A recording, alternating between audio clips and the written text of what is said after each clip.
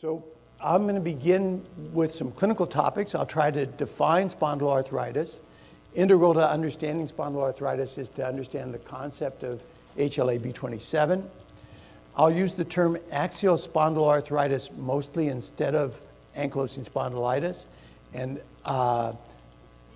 explain how it can affect parts of the body besides the spine, talk about treatment, and then half the talk will be about the microbiome and the cause of axial spondyloarthritis. Maybe it's a little bit like pornography, easier to recognize when you see it than to define it, because there's been a big debate about how we define it.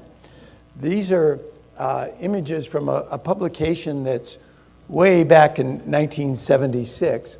But this gentleman, I think, was in the armed forces in Canada and had serial photographs taken of him when he entered the service and then later on. And you can see that in 1947, he had really a normal posture. But a decade later, his knees are flexed, his hip is flexed, his head is thrust forward because he's developing those syndesmophytes in the spine so that he can't fully flex his neck.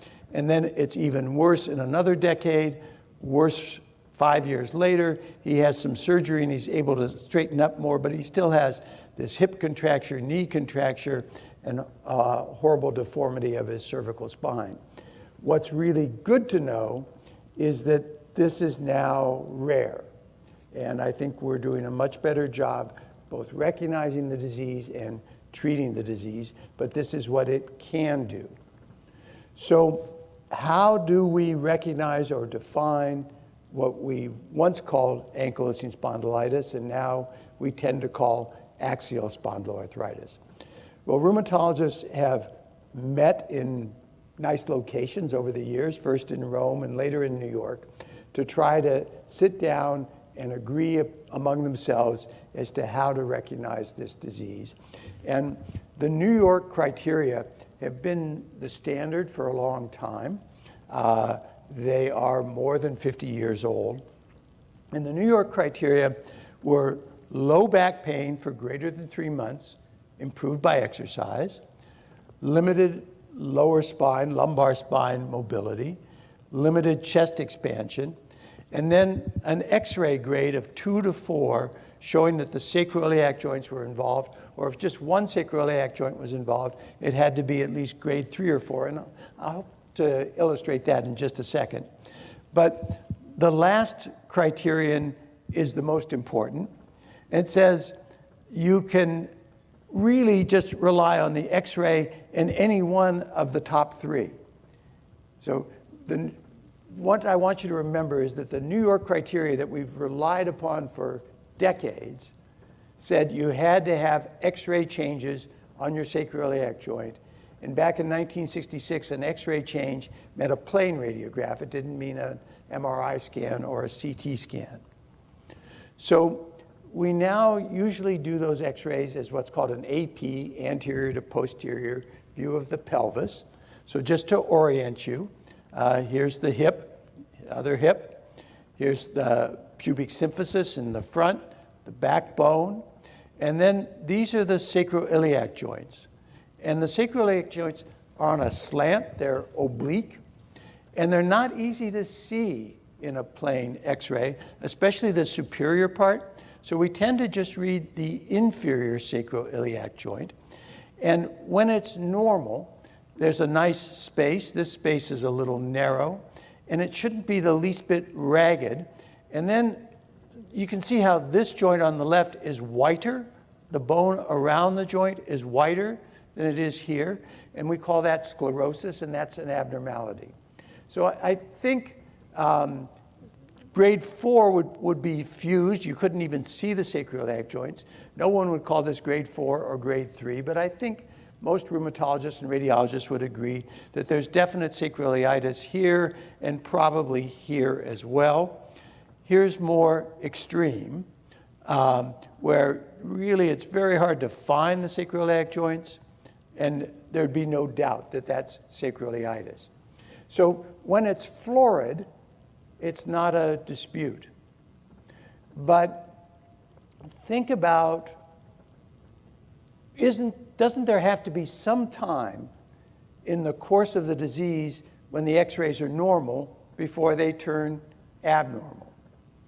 And so if we limit our definition of disease, as they did in the New York criteria, to just radiographic evidence, we're going to overlook a large segment of the population that has back pain related to spondyloarthritis.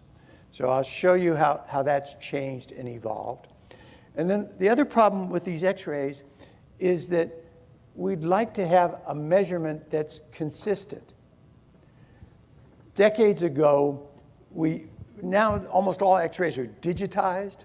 We used to have x-ray films. We don't have films anymore. When I was a little kid, my dad was a physician, and we actually made money by collecting his old x-ray films and recycling them for the metal. Can't do that anymore. But if you take the x-rays and you put them on view boxes, which again we don't have anymore, but you put on view boxes around the room, and then you ask radiologists and rheumatologists to go around the room and score, not only does one physician disagree with another oftentimes, but if you put the same x-ray up in different areas around the room, the same physician will be inconsistent. So this is how we were defining the disease, and yet our measurement, our tool, was very imprecise. So along came a group called ASAS. ASAS stands for the Assessment of Ankylosing Spondylitis. It's mostly European, but not exclusively European. And this author, Martin Rheumatologist, and his colleagues are from Berlin. So sometimes we talk about these criteria as the Berlin criteria. And their contribution was to say, look, if the only way we're going to recognize spondyloarthritis is to see x-ray changes, we're going to miss many, many people. And Rheumatologist and his colleagues assigned LRs, which are likelihood ratios, to different contributors to spondyloarthritis. If you had an abnormal MRI that was characteristic of sacroiliitis, you got a likelihood ratio of 9. If you were B27, you got a likelihood ratio of 9. If someone in your family has ankylosing spondylitis, you got a likelihood ratio of 6.4.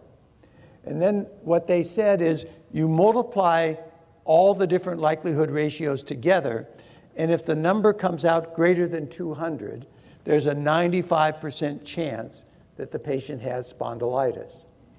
So I'm an abnormal rheumatologist in that I primarily evaluate patients with eye inflammation, which we call anterior uveitis, or acute anterior uveitis is another term.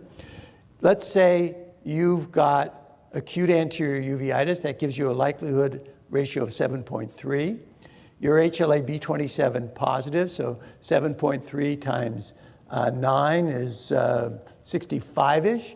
And then you've got back pain, gets you very close to 200. You don't have to have any radiographic evidence. Right? That's all you'd need to have in order to fulfill the Berlin criteria for axial spondyloarthritis. And we have in medicine a classic dilemma between what we call sensitivity and specificity. Right? So maybe the best example of that is lupus, which of course you all have, I assume, spondyloarthritis and not lupus, but lupus we test for with a blood test called an ANA, an anti-nuclear antibody. And 97% of people who have lupus have a positive ANA. That means the test is very sensitive. It rarely misses someone with lupus. But it's not specific because 30% of the population has a positive ANA. So if we design something like the New York criteria with radiographic evidence, it becomes quite specific, but it's not very sensitive. If we start relying on the MRI, it becomes much more sensitive, but less specific. And we have that classic dilemma that's impossible to totally reconcile. So one thing that is characteristic of the disease is inflammatory back pain.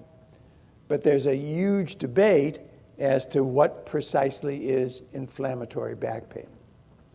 So I would argue that back pain is the most common cause of work loss in the United States. That in a lifetime, 30% of people are going to experience significant back pain. But only maybe 1 out of those 30 is going to have inflammatory back pain. So we call the common back pain mechanical, and the back pain associated with spondyloarthritis inflammatory. And what is inflammatory back pain? Well, if you have a disc, you bend over, you might hear a snap and it starts suddenly. In contrast with spondylitis, it's very rare for a patient to be able to say, on January 5th, that's when my back disease started. It's very insidious in its onset. Usually when there's inflammation, the worst time of day is first thing in the morning. That's probably because some fluid or edema builds up. And then as you use your back or your joints, that stiffness goes away, so it improves with activity. Dermatomes, exiting from the spine are nerves. And the pattern where the nerve follows is called the dermatome. If you slip a disc, all right, so you have cushions between your vertebral bodies, and those are intervertebral discs. And if one protrudes and pushes on a nerve, the numbness will follow along the course of that nerve. But if you have spondyloarthritis, you're not pushing on a nerve, and so you may have radiating numbness in your buttocks or down your leg, but it's not going to follow precisely that dermatome. A family history, characteristic of spondyloarthropathy. Spondyloarthropathy often doesn't go away, it lasts for years, whereas what's characteristic of a slipped disc is that within 3 months it's gone away. Non-steroids, I'm going to talk about them in a moment, but non-steroids generally work really well for inflammation, but they work somewhat for pain in general. So defining what's a good response versus a so-so response can be difficult. And then mechanical back pain could begin at any age, whereas typically ankylosing spondylitis or spondyloarthropathy would start before age 40. If anyone has questions, I'd be happy to have a dialogue. We're going to have 30 minutes for questions afterwards, and I'm happy to do the discussion as we go. So raise your hand if you'd like. Doctors tend to obfuscate. We tend to confuse by using overlapping terms. Part of that is to our credit because we want the terms to be very precise. Part of it is to our discredit because it does lead to a lot of confusion. So the old term was ankylosing spondylitis.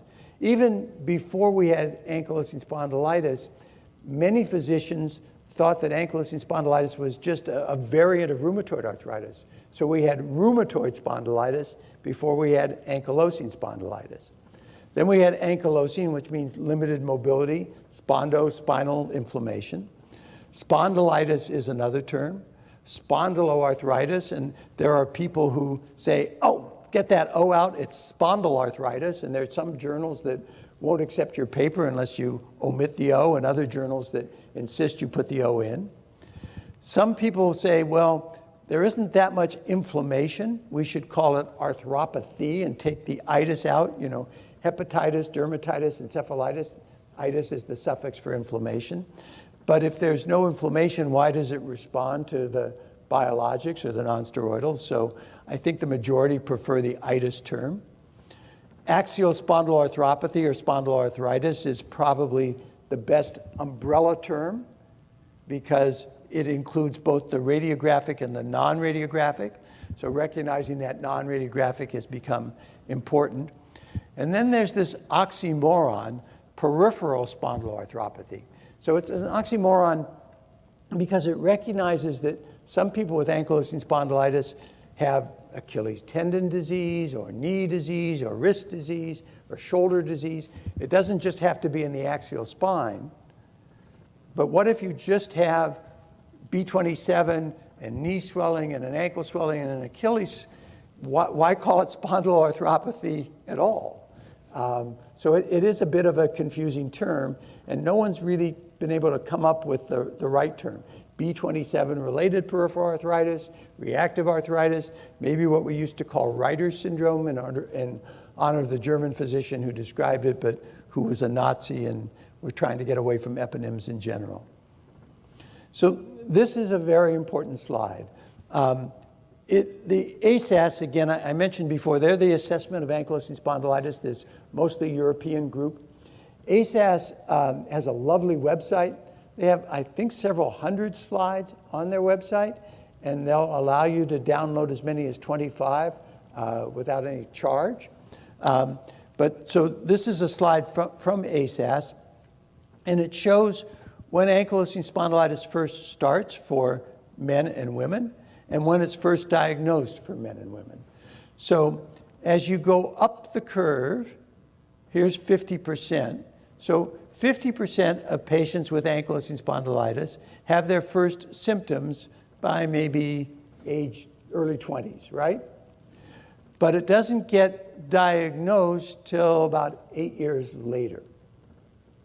And probably women are less likely to have it diagnosed than men, because once upon a time, we thought that ankylosing spondylitis was 90% male. And now people are beginning to realize, and I can tell from this audience that you're aware, that women are nearly as likely, if not as likely, to develop ankylosing spondylitis as men. So I think the key to understanding this disease, both clinically and from a research perspective, lies in the gene HLA B27. So B27 is not the only gene that influences the disease, but it's a very important gene.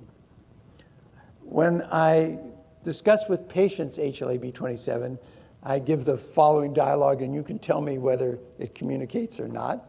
But I think we're all familiar with blood types, right?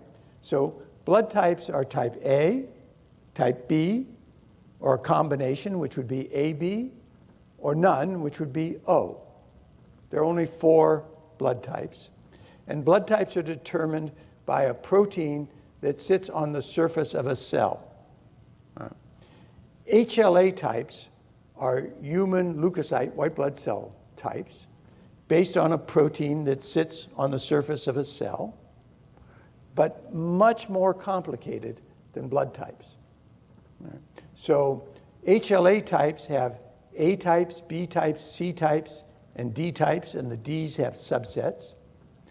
Each choice is called an allele.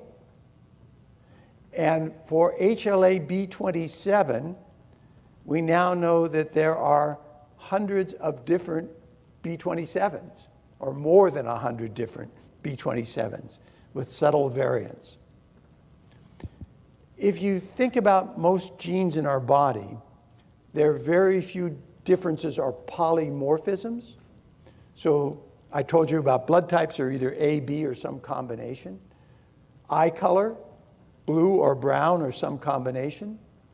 Whereas for HLA-A, there are more than 1,000. HLA B27 alone, more than 100, and B in general, more than 1,000. And then there's C, and DR, DP, DQ, and then there are combinations that put us into the billions of differences. Nobody knows for sure why there's this tremendous variability in the HLA types, but the function of HLA, and I'll get to this more in a moment, the function is to help the body recognize something foreign, which we call an antigen. If you get immunized against tetanus, the tetanus toxoid is an antigen, and it gets recognized by the T lymphocyte, a critical white blood cell, because it's presented with the HLA molecule. And each different HLA type presents a little bit different spectrum of molecules. So by having this incredibly diverse system, we think if ever a plague, an infection, HIV or whatever comes along, we're going to be protected and the human race won't be extinguished. And of course, HLA molecules are in cats and fish and any vertebrate. And so they've all evolved this tremendous diversity, potentially, to protect against infections. But when you start making an immune response, it will protect you, but there's also the possibility that it can do collateral damage. So B27, we believe, gives a little bit of protection against hepatitis C and a little bit of protection against HIV. But as we all know, it also contributes to getting ankylosing spondylitis or axial spondyloarthropathy. So that concept was recognized or first published in 1973, which makes it 46 years ago, and it was April, so 46 and a half years ago. So let me tell you a little anecdote about this. I think the story's correct. It's a bit apocryphal. But this paper was published in the New England Journal of Medicine, which is arguably the leading medical journal in the world. And it came from a group at UCLA. And a very similar paper was published 2 weeks later in the British journal, The Lancet, from a group from London. And they both came to the same conclusion. So the idea of doing this was stimulated by the recognition that HLA molecules influence the immune response, and we have immune response diseases. So the group from UCLA said, what is the rheumatologic disease that clearly is immune mediated? And the answer they came up with was rheumatoid arthritis, and no one would dispute that. And then they said, well, what's the arthritis that's clearly genetic? And they came up with gout, and they're right. Gout is clearly genetic, although gout has no HLA association. And then the investigators said, you know, let's do one more group as a control. We want a disease that's not inflammatory, that affects the joints, and isn't genetic. And in 1973, the answer to that one was ankylosing spondylitis. So rheumatoid arthritis has a marked association with HLA, but it's HLA-DR. And in 1973, we weren't good at typing for DR. Whereas ankylosing spondylitis was typed for with B27.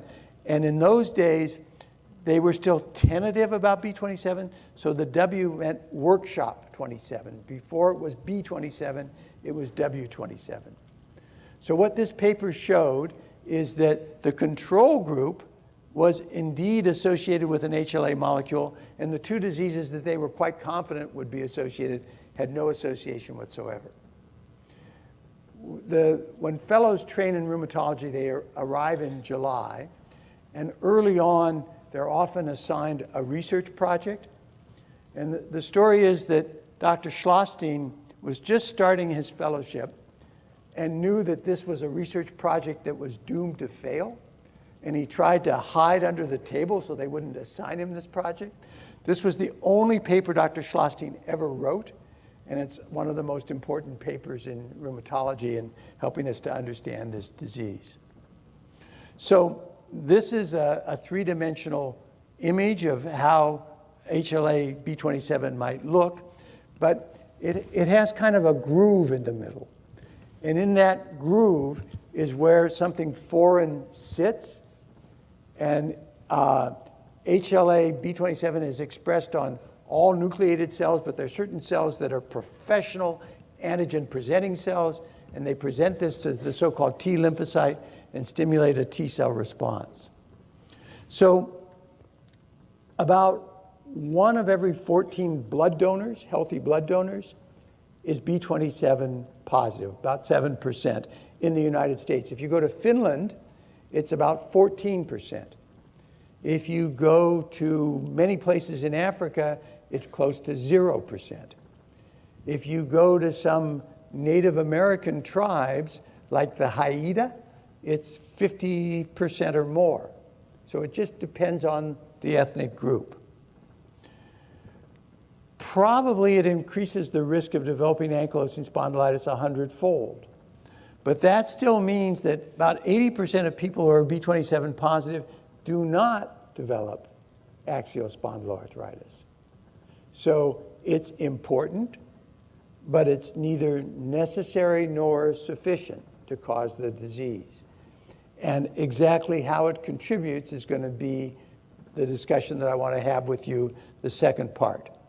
So in order to get the disease, you need genes, and it's not just B27, there are other genes as well.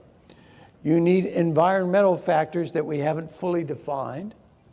And then I would say that you need something that's kind of random. There's a big fancy word for that in medicine, stochastic. And stochastic means random. And there probably are stochastic factors. Next time you see your physician, ask your physician if he's included stochastic factors in his or her thinking. But each of those probably contribute to the development of ankylosing spondylitis. Finally, clinically, I want to reinforce that ankylosing spondylitis is not just a disease of the spine. So it affects peripheral joints, and it especially affects entheses. Entheses are tendinous insertions. The sacroiliac joint is probably filled with tendinous insertions to bind the sacrum and the ilium. The heel, the plantar fascia, that's an enthesis. The Achilles tendon, that's an enthesis. Iritis is real common, probably up to 50% if you carry out the follow-up long enough.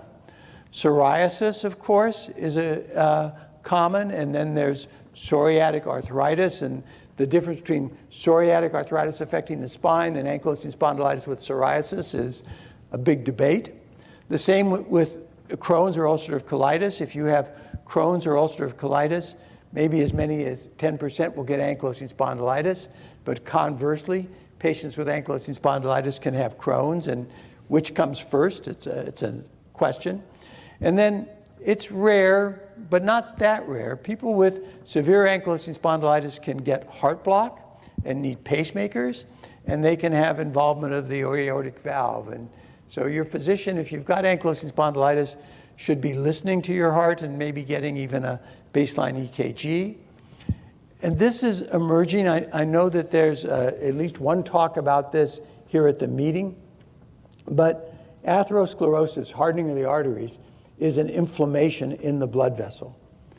And we've now known for quite some time that if you have lupus or rheumatoid arthritis, you're more prone to develop atherosclerosis. In fact, cardiac death is probably the most common cause of shortening life expectancy in patients with rheumatoid arthritis. And what's emerging is that this inflammation also affects you if you have ankylosing spondylitis. Chronic inflammation is bad. We hope and we think that if we control it with drugs like biologics, we may reverse that. But it isn't good to have chronic inflammation for your blood vessels. So here's a patient with a red eye. Not every red eye is a iritis or a uveitis. So a red eye can be a virus, a conjunctivitis. It could be an allergy. It could be an irritant. It could be a problem with the cornea, which is the windshield, the window at the front of the eye. It could be acute glaucoma. There's a differential diagnosis for a red eye. If you're really astute, you can tell that this pupil is larger than this pupil, and that wouldn't happen with conjunctivitis. It wouldn't happen with a disease called scleritis. It happens when you get the sudden onset of an iritis, and there are muscles that control the iris. Those muscles go into spasm, and that causes the pupil to be smaller. So the cause of a red eye with a small pupil is usually the sudden onset of a uveitis. And as I said, this will occur in up to 50% of patients with ankylosing spondylitis. It occurs in people who are B27 positive without ankylosing spondylitis. It's the most common cause of uveitis that I see in my clinic. In some ways, it's the antithesis of the spinal disease. So the spinal disease starts insidiously and lasts a lifetime. The iritis starts very suddenly and usually is gone in a couple of weeks to a couple of months. So very different, but the iritis tends to come back. And for reasons that we don't understand, it generally is active in one eye, and when it comes back, it sometimes flips over to the other eye. These are called Venn diagrams. They're a nice way to sort of display an understanding in a visual way. And if you put ankylosing spondylitis in the center, it shows how it can overlap with juvenile spondyloarthropathy, psoriatic arthritis, the arthritis associated with Crohn's and colitis, the reactive arthritis that can be triggered by, say, salmonella or shigella or chlamydia, the uveitis, juvenile spondyloarthritis, peripheral spondyloarthritis maybe could be on this Venn diagram. It shows how these diseases overlap, but they're distinct. And they're probably distinct because they have both different genetic factors and different environmental factors as well. Please. Could you touch just for a second on the undifferentiated? I've been diagnosed with that, and I've been told that I don't have the B27. Right. I'm just curious about that. I'd like to know a little bit more about that. Yeah, so it's a wonderful question. Undifferentiated means that it smells, it seems, it has the appearance of spondyloarthropathy. So you're having heel pain, you've got an Achilles pain, you've got an asymmetric large joint arthritis that we wouldn't see in rheumatoid.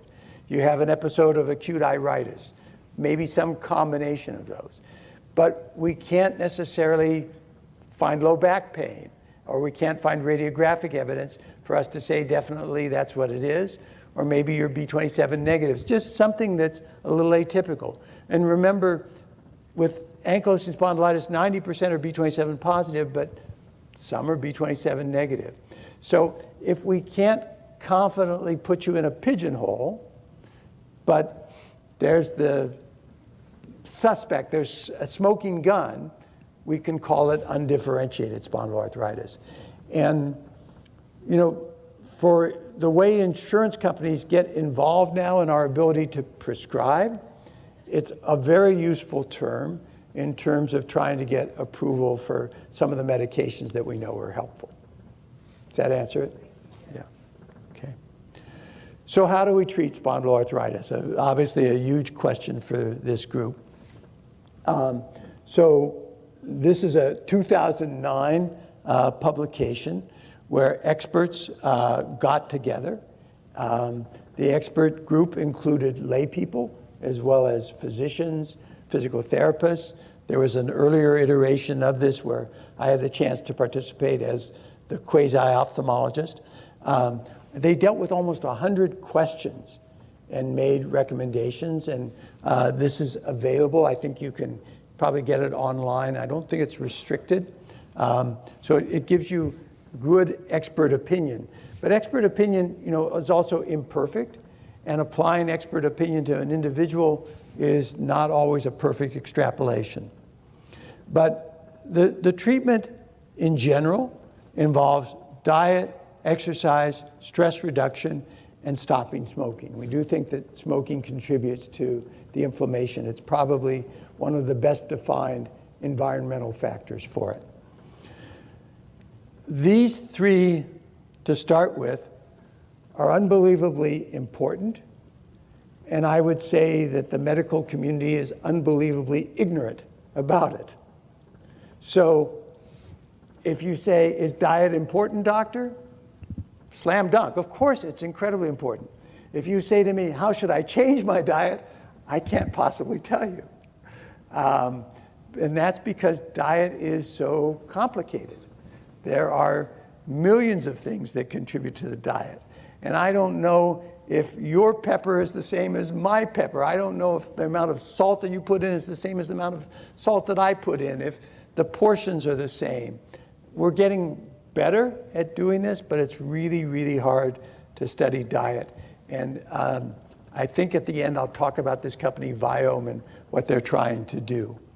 The same with exercise. And we think that it's use it or lose it, and being mobile and getting massage or exercise or activity is clearly good, but it's also very hard to study.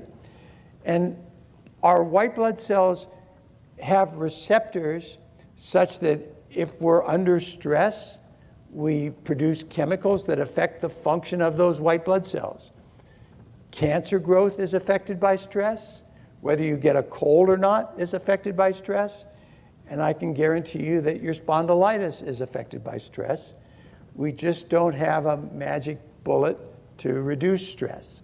So for some people, reducing stress might be going to church. For other people, reducing stress might be playing bridge. And for other people, it may be playing golf or meditation or yoga. Whatever it is, try to reduce stress. I just don't have one size doesn't fit all. Non-steroidals I'll talk about. Sulfasalazine is somewhat important for the peripheral arthritis, but it doesn't seem to work so well for the spine. We used to think that methotrexate was great, and then we began to have biologics, and we began to realize that it really wasn't working for the spine at all. It certainly works for psoriasis. It can work for bowel inflammation, and it works for the peripheral arthritis associated with this disease. Yes? Do you have a copy of that article that you showed? Good. The 2019 article? Good. I'm a nurse with a 4-year degree, and I had a very hard time. Understanding? To decipher it was not, I couldn't make heads or tails most of it, but I know they did talk about that methotrexate was not recommended anymore for treatment at all. Right, right. I know a lot of physicians are still using it. Right. Eileen? Would you mind repeating the question for our live stream audience to hear? Yes, So the question is, in those 2019 recommendations, it said don't use methotrexate, but a lot of physicians continue to use it. So if you have psoriasis, or if you have bowel inflammation, or if you have peripheral disease, the methotrexate can be helpful. Also, there's something called HAHAs. HAHAs are human antibodies against antibodies. So if you're on a biologic, etanercept is a soluble receptor, but the other biologics are monoclonal antibodies. And your body will recognize that monoclonal antibody as foreign and try to make an immune response to it and neutralize it. And taking a drug like methotrexate concomitantly with the biologic reduces the likelihood that you're going to neutralize it. So some physicians use that rationale. But having said that, I do think a lot of methotrexate is being given unnecessarily. So, the official recommendation is also do not give prednisone or do not give corticosteroids. And I have a number of patients who, for a flare, rely on corticosteroids. So the chronic use of corticosteroids, absolutely avoid. But short-term use, again, it's got to be an individual basis and how one responds. Does that answer your question? And the flare would be tendon-related or? A flare can be large joint related or tendon related. Flares come in different sizes and guises. And then I'm going to say a word about TNF inhibitors, IL-17 inhibitors. Tofacitinib, let me maybe apologize. Physicians are required to avoid brand names. That's to show that we're not biased, right? That we're not polluted by our commercial relationships. And so I've tried in my slides to use brand names, but the conundrum there is that most of you know these drugs by their commercial name. So I'll probably try to use both. But if you see brand names on my slides, it's because I'm trying to live up to what we think is fair. So you see this advertised all the time as the uninjection Xeljanz. And it's approved for rheumatoid arthritis. It's now been approved, I think, for Crohn's disease. And the testing for ankylosing spondylitis looks encouraging as well. But it's not yet FDA approved. And there are other drugs in the pipeline that are actively being studied. But this got a parentheses because it's not approved. So NSAIDs, as a class, NSAIDs are arguably the most popular medication known. The first NSAID was aspirin, and now we have over-the-counter, non-prescription NSAIDs that include Motrin, which is the same as ibuprofen, which is the same as Advil, and Aleve, which is the same as naproxen. And then we have prescription NSAIDs like indomethacin and florbiprofen and others. There are probably at least 20. And these are good drugs. They are useful drugs. And my guess is that many of you take them on a regular or on what's called a PRN basis, on an as-needed basis. This slide shows what's called the ASAS-40 response rate to 4 different TNF inhibitors. Aline said, well, where's certolizumab or Cimzia? I just ran out of space, and it looks like the others. And for that matter, Cosentyx, the IL-17 inhibitor, which is secukinumab, looks like these as well. The purple is, in these different trials that are referenced here, the placebo response rate. So in any trial, people who are getting placebo respond. One reason is that that's just random. We have good days and bad days. Another reason is that by our belief system, we can change how we feel. A positive attitude makes a difference. So any good study has what's called a placebo control, a dummy control. But in these other studies, obviously the drug was more active than the placebo. A 40% benefit rate means that if you take what's called a composite scale, the average benefit on the different portions of that scale got better 40%. So the composite scale, one part would be what's called the patient global. And the patient global is just saying, how do you feel today on 0 to 10 scale? And if before you started the drug, you felt 8, meaning 10's the worst you could feel, and you were 8, and you got 40% better, you would have to be at least 3.2 better to be 40% better. So you'd be under 5, right? They'd also assess pain on the same sort of scale, fatigue on the same sort of scale, and then take measurements of your mobility and see if that got 40% better. So an ASAS 40 means a 40% benefit rate on multiple scales. One of the other remarkable things about this slide is not just how effective these are, but also how ineffective they are. And that is, we're doing great, but the 40% rate is under 50% benefit. 40% better is not achieved by 50% of people on active drug for any of these drugs. So we're doing much better, and we have a long way to go. One of the ways that we do assess the disease that many of you have probably encountered is called a BASDI. So a lot of the research into ankylosing spondylitis came out of Bath, England. So this is the Bath Ankylosing Spondylitis Disease Activity Index. And it's a series of questions where you put a mark from 0 to 10, meaning severe or not severe, and then someone would actually make a measurement to say where you are, to give a new number to wherever you put your X. So the non-steroidals are most notorious for causing upset stomach, ulcer disease, maybe a hiatal hernia. They could cause bleeding, and they also affect the way the platelets function. Platelets are the blood cell mostly involved in clotting. They can cause some fluid retention. They actually affect your mood. In maybe 10% of people, you feel a little loggy or slow sometimes with non-steroidals.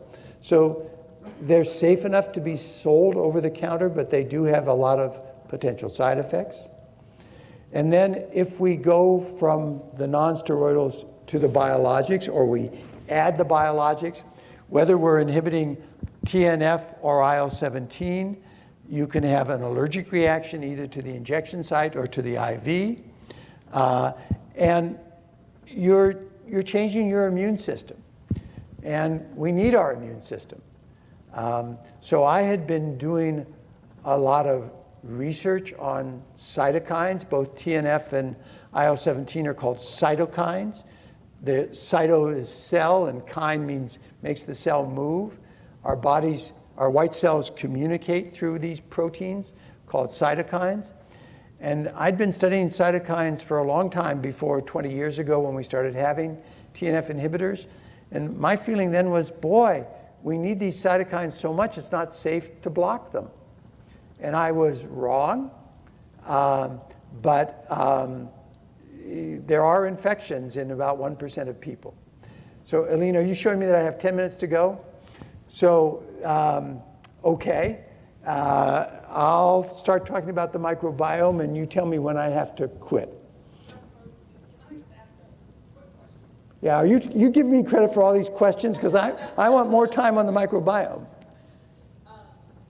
Relative to the side effects of the biologics, is it possible that one of the side effects can be the iritis or uveitis of that role? My colleagues and I published about that because where I'm from in Oregon, we used to maintain a registry of what are called drug-induced ocular side effects.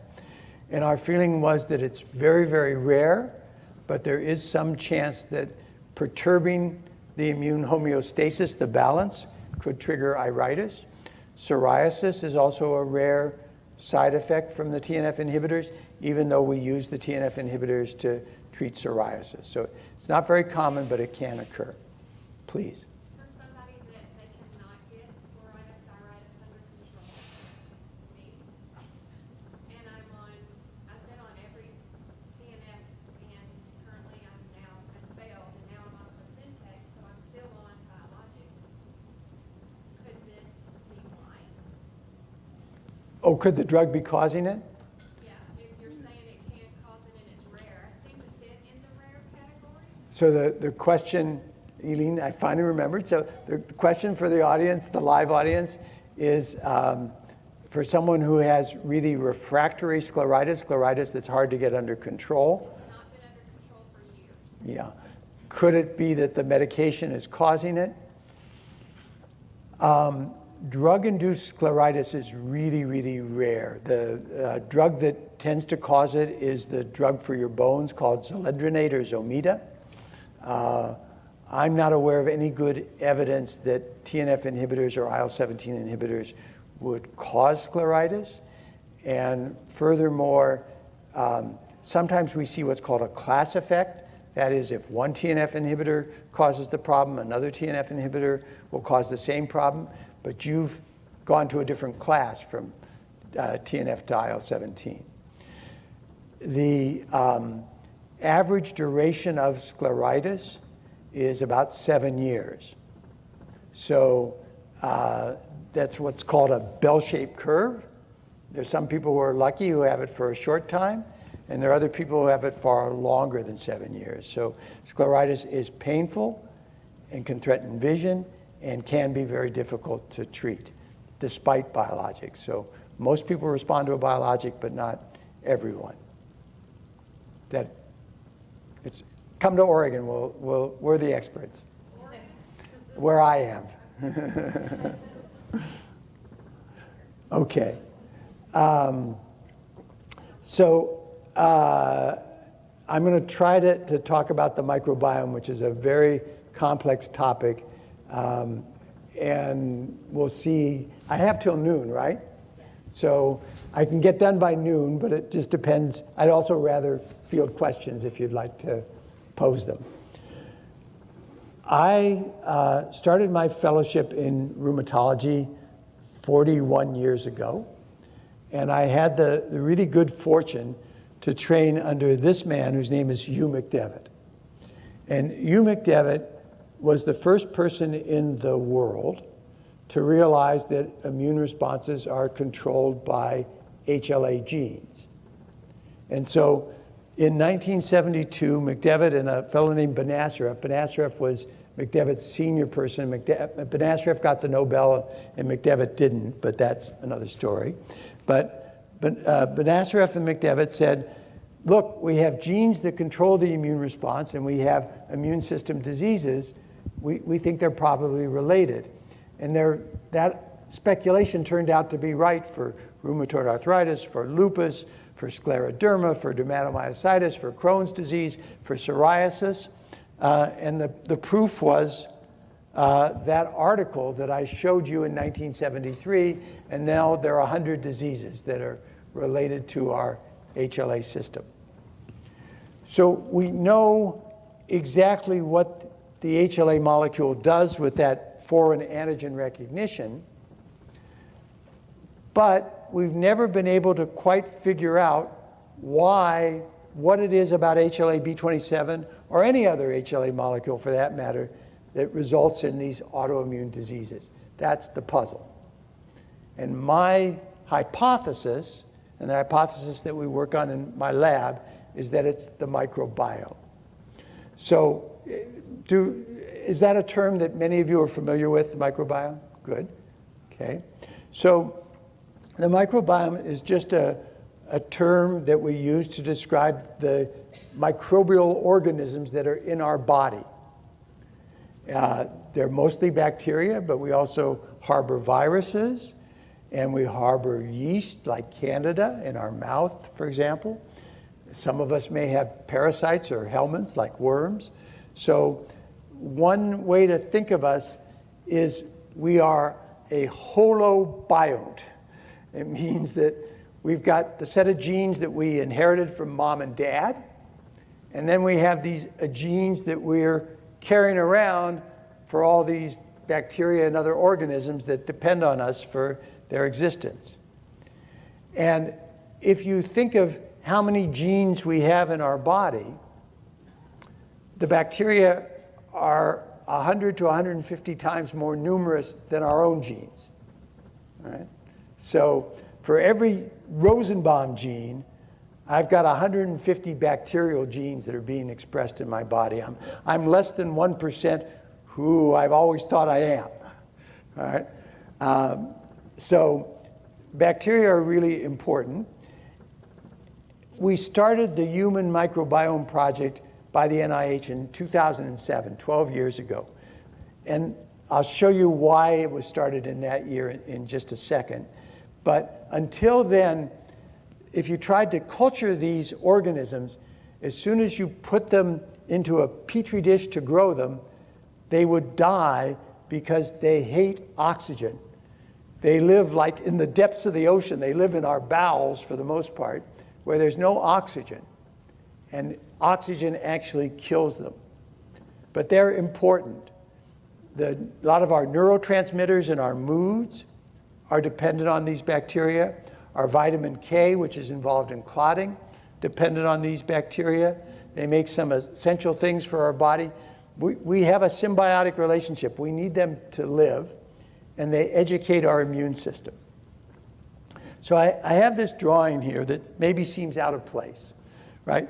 This is a drawing of a sperm penetrating an egg, fertilizing an egg. And you'd think that, hey, it's only a so-so kind of drawing, except this drawing won first prize in a contest. It is a prize-winning drawing. And the reason it won is because it wasn't drawn by an artist, it was drawn by artists. And the artists were bacteria. This was drawn by bacteria. The bacteria had a little human help. The humans used a petri dish, and on the petri dish, they put different substrates and different enzymes. And then the bacteria, they put the substrates down. The bacteria make enzymes. The enzymes would cause color changes on the plate. And that's how the humans helped the bacteria draw this. But the American Society of Microbiology has an annual contest to see what bacteria can do. And so I put this here, this image here, because the theme is our bacteria do some pretty amazing things that most of us would never conceive they're capable of doing. The biggest organ in our immune system isn't our spleen or our thymus or our lymph node or our blood cells, it's our gut. Right? And my colleague Mike Davey and I wrote a commentary that was 8.5 years ago now in the major rheumatology journal in America, and we said that HLA B27 predisposes to ankylosing spondylitis by changing the microbiome. And I wish I had more time to tell you all the reasons why this is true. But as I said, the Human Microbiome Project started in 2007. Nature is arguably the best scientific journal in the world. And whenever the Human Microbiome Project comes up with some new observations, they put it on the cover of Nature. In Europe, there's a very similar project. It's called MetaHit. So what happened in 2007? There was a venture capitalist in the year 2001. His name was Craig Venter. And he said, you know, I'm really curious who I am. I'm going to sequence my entire genome.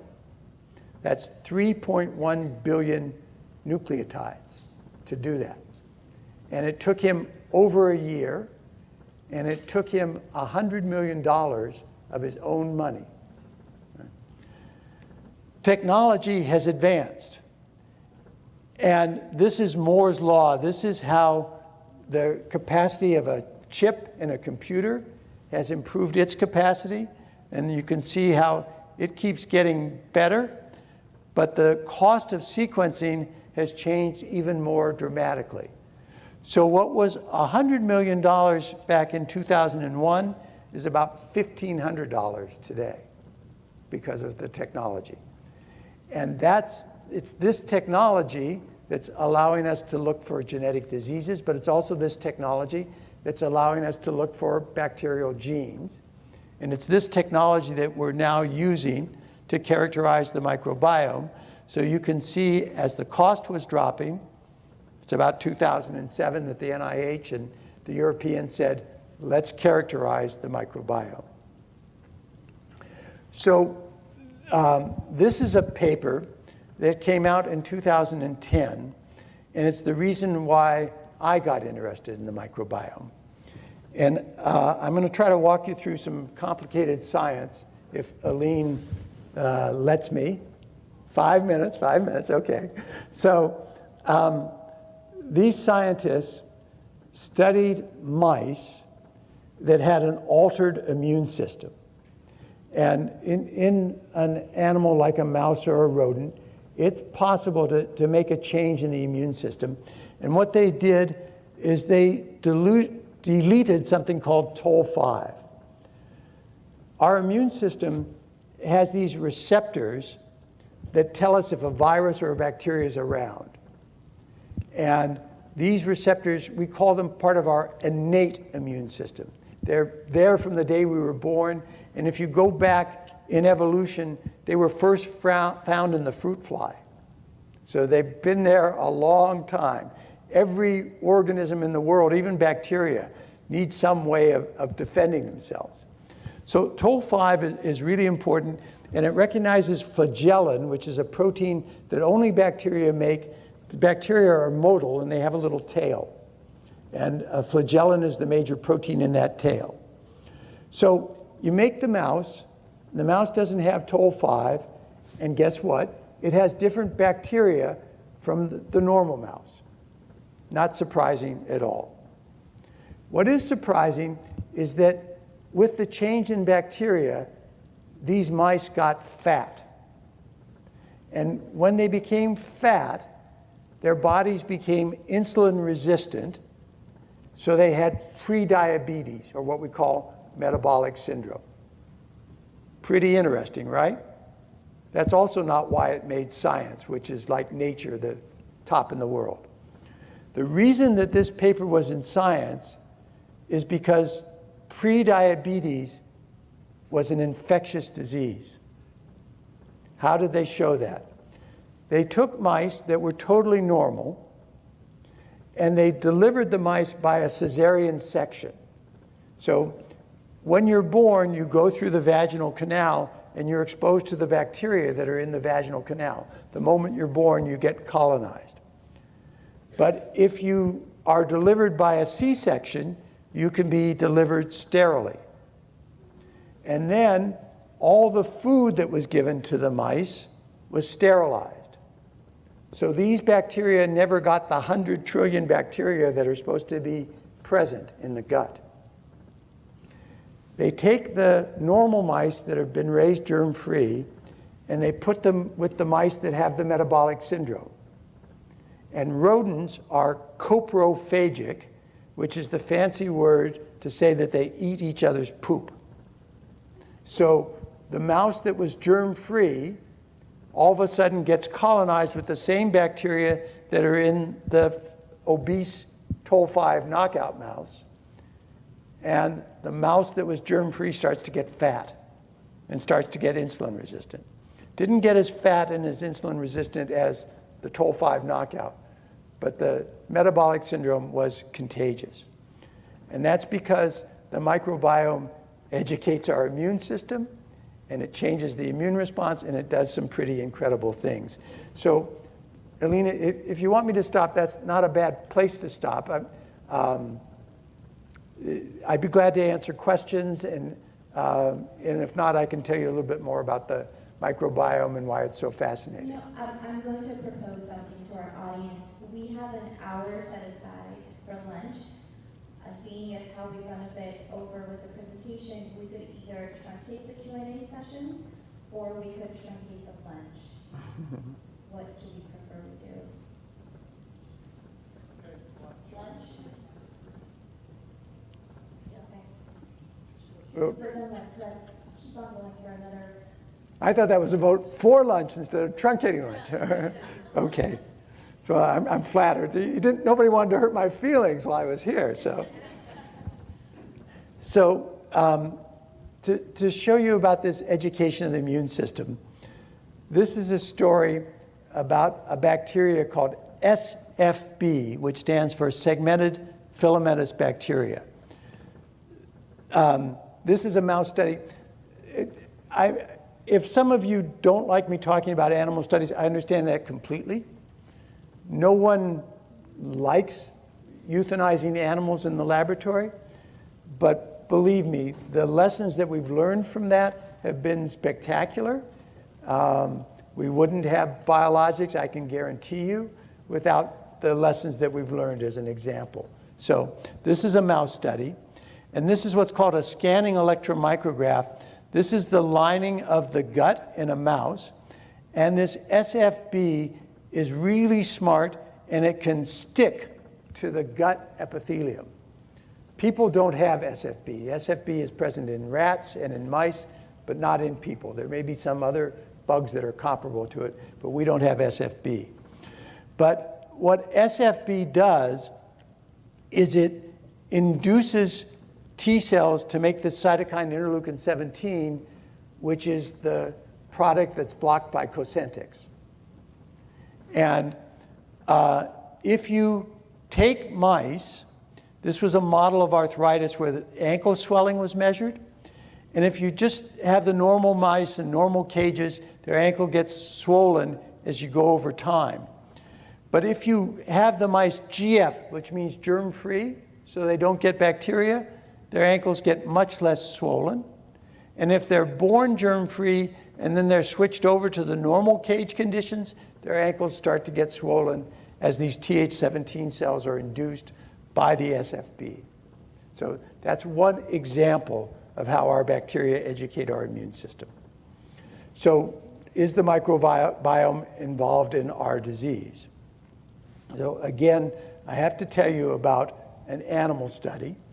There are several animal models where the rodent develops changes that look a lot like ankylosing spondylitis.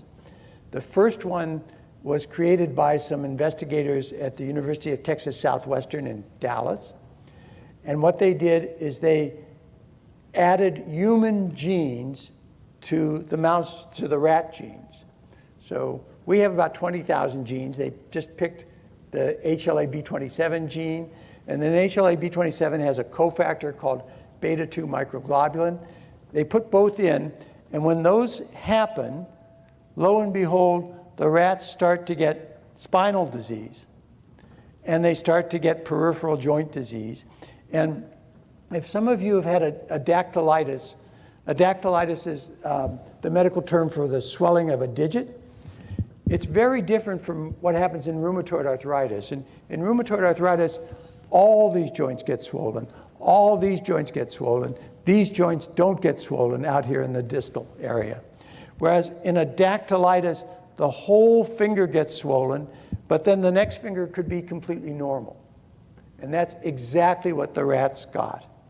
And then, back in 1994, so 25 years ago or so, they said, what happens if we raise these animals germ-free with that C-section and sterilized food? Well, they don't get swollen joints. The microbiome was absolutely essential for the development of the disease. And then this was a rat, there's a mouse model that is different, but again, you sterilize that food, you don't get sick. So my colleagues and I believe that there's a sequence of events, that your genetics have an effect on the microbiome. Remember how I advanced the argument that the reason why we have so many different HLA types is so we can respond to infections? And that's what our gut is. I mean, it's a garden with diversity. So clearly, you have to have slightly different changes. That HLA type is not the most important thing that influences what's in your gut. Whether you're a vegetarian or a carnivore is really important. Whether you eat in Portland, Oregon, or you eat in Atlanta, Georgia is really important. Whether you cook your food or you have raw food, very important. Right? So HLA only makes a small change, but remember, most people who are B27 positive don't get sick. Right? So there are other factors for sure, but we think that the small change is one such factor. Once you change the microbiome, we use the term dysbiosis to signify a microbiome that predisposes to disease. It makes the gut leaky. If the gut leaks, then the bacterial products can get out and distribute. And we think that, we don't have proof yet, but we think that bacterial products get into joints and the spine and the eye, and that triggers the inflammation. But there are other possible explanations as well. So this is hypothetical, far from a proof. But this gives us an outline, a structure that we can set about testing and investigating. So the first part, remember, was to say that HLA changes the microbiome. And this is a picture of Mark and the collaboration that Mark did with Matt Brown, who used to be in Australia and recently moved back to England. And what we did is we took people in Portland who were having a colonoscopy to screen for cancer. So they were perfectly healthy. This was just a routine screening. And our colonoscopist took samples of the colon and the ileum, the small bowel, in different areas. And then once we had their tissue, we could determine if they were B27 positive or not. And then we said, let's look at the microbiome in those who are B27 positive, and they're shown in this yellow-orange, compared to those who are B27 negative. And even though I designed this experiment, I thought this experiment was doomed to failure because there's so many variables. How much Diet Coke have you had to drink? What's your diet like? Have you taken antibiotics? Have you done this? Your toothpaste is going to change what's in your microbiome. So I didn't think we were going to see a difference, but what this slide shows is that when two dots are close together, they're very similar, and when they're far apart, they're dissimilar, and clearly the blues group and the yellows group. And B27 in a healthy person without ankylosing spondylitis influences the gut microbiome. And what I did this morning was to review for physicians how other HLA molecules also influence the microbiome in different ways. So then Mark and I published a paper a little less than a year ago where we said, okay, once the microbiome is changed, how's that going to lead to arthritis? And we have different theories. But one theory, as I said, is that if the bacteria change, the gut could get leaky. And over the years, there are about a half a dozen studies that have said, if you have ankylosing spondylitis, do you have a leaky gut? And I think 5 of the 6 said yes. Clearly, if you have Crohn's or ulcerative colitis, you have a leaky gut. And 60% of people with ankylosing spondylitis have mild colitis that we can find on microscopy. So we think it's leaky. This is a study on Crohn's disease. They had nearly 300 patients, and they looked for this bacterial DNA showing that amplification that has gone down in price. And they said about a third have bacterial DNA in their blood, and HR is a hazard ratio. And the likelihood that you were going to flare if you had the bacteria in your blood went up about 9-fold. So not only did it occur that you get some bacteria, but it was important in how the disease was going to go. This is a study 20 years ago. This tissue is the synovium. That's the tissue that's in the joint. And the scientists had an antibody that allowed them to detect peptidoglycan. Peptidoglycan is the substance in a bacterial cell wall. So it's this brown orangish color. And then the T cells are present in the joint tissue in blue, and you can see how the two are juxtaposed. So in rheumatoid arthritis as well, there are bacterial products in the joint. Mark and I have data that occurs in the rats, and we're trying to get data to look in people. And we still haven't refined that data, but we think it occurs. In fact, what mystifies us is that it occurs and you don't always get swollen as a result of it. So there's more to learn.